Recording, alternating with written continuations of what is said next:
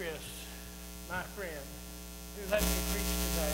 It's been over a year since I preached here at this installation service, and it's been over 2 years since I retired, and it's great to be here. But I have one question for you this morning that I hope you can help me answer. What are we going to do with all these fish, right? And there was a lot of fish caught in today's story. Did y'all pay attention? I know some of you were probably doodling or not paying attention, but the fish that were caught in this story today were so much that they were going to wreck 2 boats, right? And then they go ashore, and Peter, y'all remember Peter from your stories from the Bible, right? And his brother Andrew, they don't mention him, but you can bet he's there because he's in another story in the call of Peter. And Andrew and James and John, the sons of Zebedee, all just up and leave with Jesus, right? What are we going to do with all the fish? Can you imagine all the people sitting there and they're looking at all these fish and say, what are we going to do with all these fish? They just left us, right? And one guy says, we can't possibly, we've never had a catch this big before. I'm going home. And another guy says, I don't feel worthy. I know that if we don't do something quick, all these fish are going to die and they're going to stink, right? Y'all have ever been around stinky fish? It's not fun. It's really bad, right? And so they say, we can't. And then this guy says, I'm not going to stay and clean up the mess. I'm getting out of here. And I understand that because do y'all make your bed in the morning? Okay, that's a good thing to do. Start off making the bed in the morning. I don't do it when Trudy's around because I can't do it to her standards. She's a nurse. She knows how to make a bed. And I can't do it. And I freeze. And I say, no, I can't make the bed. And then I know all these military people here know how to make the bed where a quarter bounces off of it. And I've never been able to understand that. I've always thought if you just pull the covers up, threw the pillows on, you've made the bed, right? And so I don't do it. And these people are going, if those fish rot and stink, I just can't do it. And then some are going, well, this is just too much. And then somebody walks up with a briefcase. Have you ever heard that if you can walk into a room with a briefcase, everybody thinks you're an expert? And this guy's a type A personality. And he's got a briefcase, and he says, okay, stop everything. I've got this under control. He knows everything. He says, John, Rudolph, y'all get over there and y'all sort out those fish. Put them in sizes and categories. You got a bass, put it over there. You got a brim, put it over there. I don't know what kind of fish they had back then, but they're putting it in categories. And then he said, Larry, Tom, you go over there and count every fish in every category and itemize it. Get it on a sheet of paper so we can know what we got. Inventory. That's important. And then he says, now, Patty, listen, you're good at marketing. Come over here. We want a marketing strategy so that we can take this marketing strategy out into the world and people will want to buy our fish. We need a marketing strategy here, don't we? Well, no, maybe not. Let's get back to this. And these guys are saying this, and he's saying, now, listen, Barry, I need you to start thinking about an investment strategy, a reinvestment. Because once we sell these fish, we're going to make some money. We're going to buy some more boats. We're going to buy new nets because the old nets have got to be worn out catching all these fish. Wouldn't you think? And so, there they go. And there's one guy, he's sitting over here and he's praying because he's just amazed at this catch. And all of a sudden he wakes up and he says to everybody else, but wait, the fishermen, our guys, were out there all night long and they didn't catch anything. We've never seen a catch like this. We better reevaluate this because the reason that we caught all those fish was because of that man, Jesus. I'm going to rethink it. Now, the stories that we hear today, they're not all about fish, but maybe they are. They're all about call, though. We have 3 call stories in here. We have the call of Isaiah. And you know, Isaiah, in this story, is presented with a dilemma because he sees all these incredible creatures that he never saw before, right? So there's the appearance of the holy that appears in ways that would be seemingly impossible. And Isaiah is there trying to sort it out. Now, how can I control this situation? And he looks at him and he says, I've got unclean lips. In fact, all the people of Israel have unclean lips. And the angel of the Lord takes a coal out of the incense burner and comes up and sticks it right in his mouth. Now, I don't know about you, but that'd be quite a shock to me. And all of a sudden, his lips are burned, and the angel says, okay, how'd that feel? He said, your sins have been forgiven, though. You're good now. And then he says, the angel of the Lord comes and says, who am I going to call? And he says, well, send me. Right? So all of a sudden he changes. He's immediately transformed to wanting to go out and do the will of God. Pretty amazing, really. He's going to be stepping out into the great unknown. The great unknowable has come to him, and he's going to be stepping out into the great unknown. And then we have the story of Paul, and if you remember the story, Paul persecuted the Christians. He's on the road to Damascus to pick up some more Christians to persecute, and God comes to him and knocks him off his horse and blinds him. And all of a sudden, Paul's life is transformed. And in this story today, he says, I'm the last of the apostles, the least, the most unworthy, because I persecuted the Christians. But look what God has done with me and through me. There's something about these three stories that look a little bit alike, don't they? Peter, in this story, when they catch all the fish and the fish are overwhelming the boat, Peter says, Lord, get away from me. I'm a sinner. And Jesus, at that moment, God incarnate, receives that message. Lord, you are my Lord. And things change. And Holy intercedes and comes in. And all of a sudden the resources are there and they say, what do we do next, Lord? Come and follow me. And they go follow him. But there's a lot of people left on the shore that are afraid, right? They're afraid that we're not going to have enough. We're all alone now. Look, our buddies are gone. And that's true. I mean, if you rely on the world's resources, there's something missing now. And they're looking at it, and they're thinking, how do we manage this story, right, with this new situation? And Jesus says, come, follow me. I'll make you fishers of men. But fear is the universal drag on the human race. It's the human condition that is most pernicious. Fear. Jesus says, don't fear. Don't be afraid, right? We read 365 times in the Bible, don't be afraid. That gives you one for every day of the year. Work it out. Don't be afraid. I once took a trip to Greece and went to Cape Sunyo. Some of you may have been to Cape Sunyo. It's a little isthmus that is on the southern end of Greece. And it was going to be the capital, but instead they made a temple there. And all that's left really is a temple. And I went there by bus, and it was Saturday, and I knew that the next day was the Lord's Day, and I wanted to be in worship in Greece on the Lord's Day. So I started determining what would make that happen. I didn't have a car. I got there by bus, and I thought, what resources do I have? And I realized I had my phone. I knew how to hitchhike, and so I hitchhiked in Greece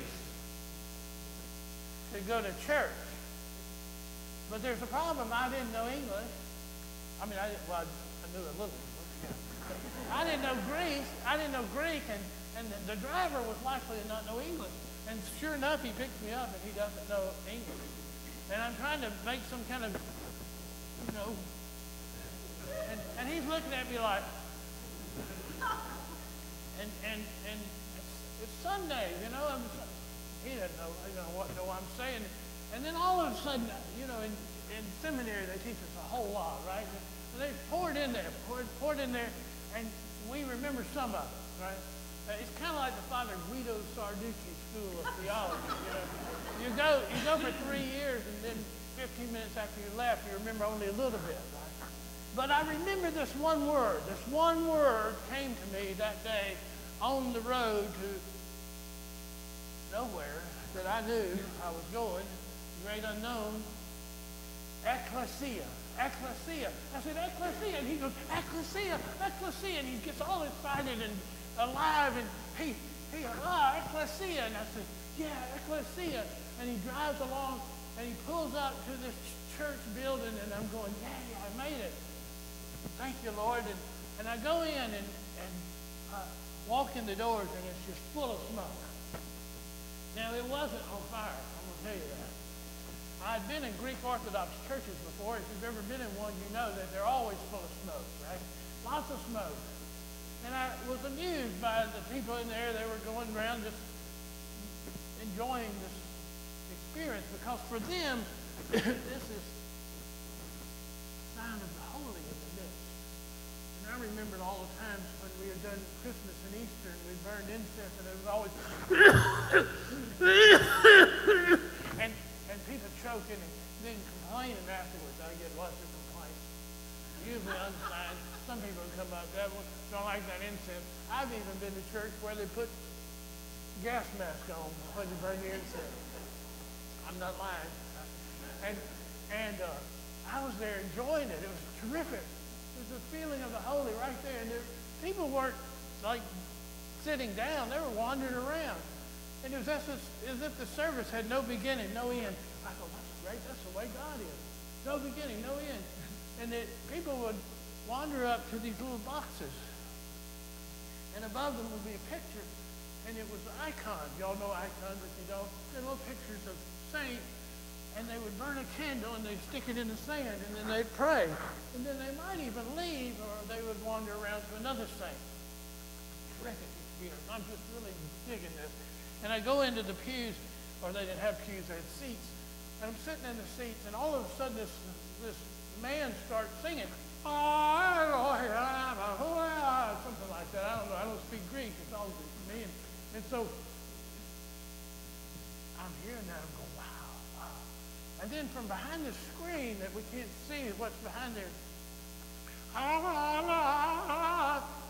returns whatever this person is singing, right? Back and forth. If y'all been to churches like this, I can see it on, and the cantor's going, and the voice from behind the screen's going, and then all of a sudden, out from the screen comes the priest, and I know he's a priest because he's dressed in his funny robes. So. And I look at him and I'm going, wow, now something big is going to be happening. You know, some churches ring bells and whatnot, but this church is like a mystery. Everything's a mystery. And he comes out and he says, time for communion. I don't know what he said. He's talking Greek. Greek to me. And anyway, he's serving communion, and all of a sudden the doors from the side open up, and all these young women come in with small children, right? And they're coming to take communion. And they haven't been in the church, and all of a sudden, where did they come from? You know, and they're coming in and they're taking communion. And some of them get a little aluminum box, a little aluminum foil wrapped package. I presumed it was bread, right? When you think it was bread, they would take it home maybe to their mother that was sick, or Grammy or something like that. And I was thinking, this is marvelous. We're not trying this at home. And I thought, no, they never let me get away with it. And then we got to take communion. And it was wonderful. And I walked out and I thought, wow, that's an experience of the holy that I wasn't expecting, that was probably not going to happen had I not gotten that word, ecclesia. Ecclesia. In the early church, that was what Christians were called, the ecclesia. They didn't have a name Christian. They were just the ecclesia, the gathered community. And they were different from all the other communities, the sports communities, the social communities. These people represented something different. Their job was to tell people the good news. And here's the trick. Sometimes they use words. Because what made these people different? The ecclesia was the way they loved one another, the quality of how they lived in the community, what they gave to one another. But fear can set in, and somebody's going to organize it and give it a different name, and maybe set up a committee, right? I've been away for a little over 2 years now, and I come back and I see all these new people that I never knew before, and I'm thinking, Chris, you are good. And I'm thinking, what a great priest he is. He's just like I thought he was going to be. And Chris and I know that because we trust in Jesus. If you remember anything about when I was here before, what did I tell you over and over again? Stay focused. Focus on Jesus. Have you ever heard that before? Can we hear an amen from them? Okay. Focus on Jesus. Because it isn't about us, but it is about the ecclesia. Fear. Fear can keep us from seeing the resources that are available to us. We got all these people here. What are we going to do with them? We can't all sing in the choir song. I'm sorry. We can try. We're going to have some new programs, aren't we? Ricky, can you start a new program? Can you get one started? We're going to have to increase the budget. We're going to have maybe a stewardship recruiter. I don't know. We might have to build a new building. We might have to build a parking lot out there, a bigger parking lot. And that pavilion we've always talked about, where is it? Chris, you've been here a year already. Where's the pavilion? That's a trap. That's a trap.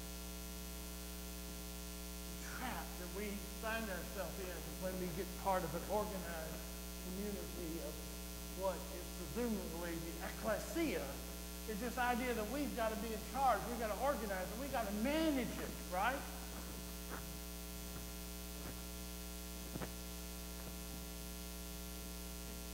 We aren't in the management business. That's God's job. Right? God's job is to inject the holiness where there seemingly is none. So when you walk in here and you're down to your last bit of breath, and you have hurts and pains that nobody knows about, and you're assured that nobody will care about, the ecclesia is here for you to say no. Together, we, with Jesus, can do anything. Anything. Buildings are nothing. Building a building is easy. Loving one another is difficult. Because we have to open ourselves up to the Spirit of God, which is the unknown and the unknowable, and that's what we're mostly afraid of. You know everybody here? Y'all know everybody here? No. Well, get to know them, for goodness sake. Or for God's sake, I said that a lot. Get to know them. Find somebody you don't know today. Speak to them. Ask them, hey, tell me something about yourself. You know, you're from England, right? Well, we got other people from England here. You know that? There's one more. There's a couple that was here last Sunday from England. And you could probably find something to talk to them about. You know, like some kind of red pudding, blood pudding. And here's the deal here. We don't have to be afraid because God's in charge of management. We're in sales. That's our job. God's going to take care of the management. Let the people come. Bring on more. We want more and more and more, don't we, Chris? We want to fill this place up, double up. We may build another layer up there or a lawn. Who knows? Can we do that? We'll try. We'll think about it. But we don't have to think about it because God's in charge and we're not. And the good news is that wherever Jesus is, when we focus on Jesus, there's always an abundance.